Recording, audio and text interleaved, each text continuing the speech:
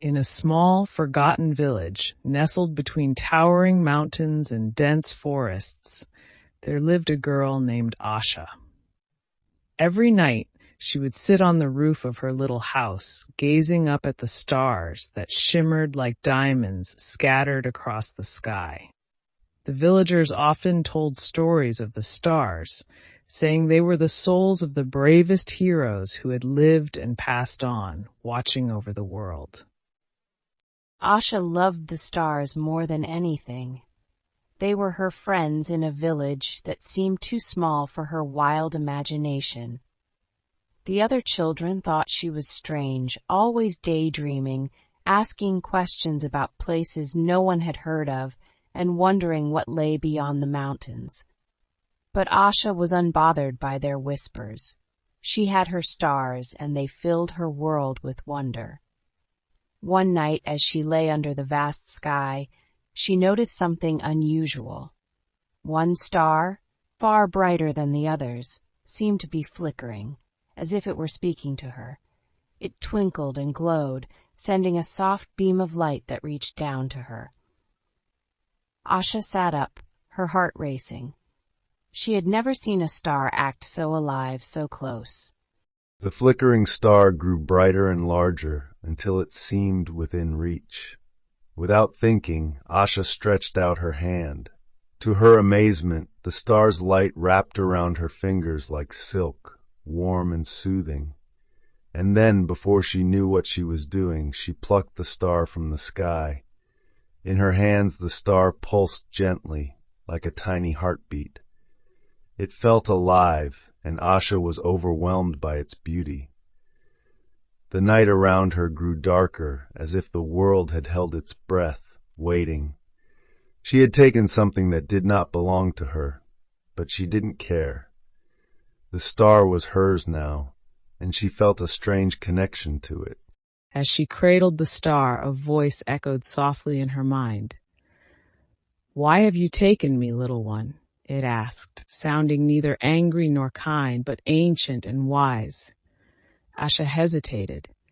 I don't know," she whispered. "You called to me. I've always wanted to touch the stars. I thought if I had one, maybe I'd understand what it's like to be up there, to see the world from the sky." The star glowed softly in her hands. "I am not meant to be held. I belong to the sky, to the universe. But now that you have taken me, you must protect me, for I am vulnerable on the earth."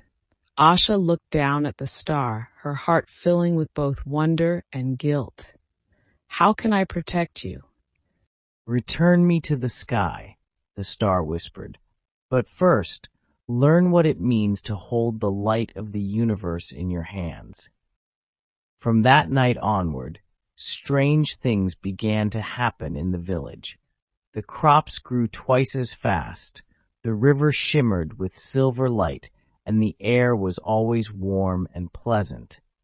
The villagers couldn't explain it, but they noticed that Asha had a different glow about her, something mysterious and magical. But the longer Asha held the star, the more she realized how heavy its burden was.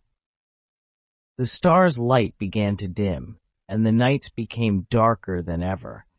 She could feel the weight of the universe pressing down on her, and she knew that the world needed its star back. Without it, the balance of the skies would be lost. One evening, when the sky was at its blackest, Asha climbed the highest peak of the mountains. The star was barely glowing now, fragile like a dying ember. She stood at the edge of the world, looking up at the vast, empty sky. With trembling hands, she held the star above her head. "I'm sorry," she whispered. "I thought I could keep you, but the world needs you more than I do." The star flickered weakly. "You have learned what it means to hold the light. Now, let it go." With a deep breath, Asha released the star. It floated from her hands, rising higher and higher until it rejoined its place in the sky. Instantly, the heavens erupted in a blaze of light, brighter and more beautiful than ever before. The stars danced, the moon glowed with silver brilliance, and the universe seemed to hum with life. Asha stood alone on the mountaintop, watching as her star shone once more among its brothers and sisters. She felt both lighter and sadder, knowing she would never touch the stars again, but also understanding the importance of letting them be free. When she returned to the village, the people were waiting for her, but no one spoke of the star she had stolen. They simply smiled and welcomed her home, knowing she had done something extraordinary, something that would be remembered in stories for generations. And every night after, Asha would still sit on her rooftop, gazing up at the stars.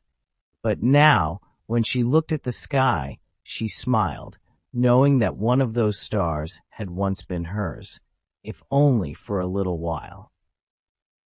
Thank you for watching my channel. Keep learning.